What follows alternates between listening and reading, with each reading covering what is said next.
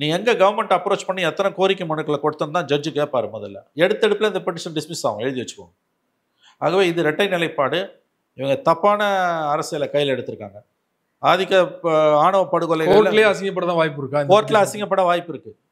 அப்படி அசிங்கப்படலனாலும் இது காரியம் நடக்காது. காரியம் பெருசா வீரியம் பெருசா? வெறும் நோட்டீஸ் ஆர்டர் பண்ணுவான், அதோட முடிஞ்சு போச்சு. நோட்டீஸ் ஆர்டர் பண்ணி 30 வருஷம் தூங்குற கேஸ்லாம் இருக்கு. ஏங்க இது சுப்ரீம் கோர்ட்டுக்கு போகிறதுலாம் கதை இழக்கிறாங்க. ஊரை ஏமாத்துற வேலைங்க இவங்க பண்ணுறது. இது பொலிட்டிக்கல் இஷ்யூ.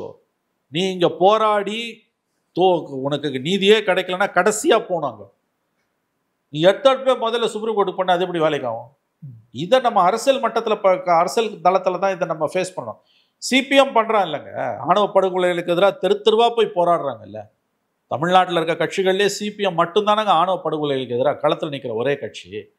அவங்க சொல்கிறாங்கல்ல, சண்முகம் மாநில செயலாளர் சொல்கிறார்ல, ஆணவ படுகொலைகளுக்கு எதிராக பாதிக்கப்பட்டவர்களுக்கு ஆதரவாக நாங்கள் களத்தில் போனால் எங்கள் எதிர்க்க நிற்கிறது திராவிட கட்சிகள் தான், திமுக அண்ணா திமுக தான் வந்து நிற்குதுன்றாரு.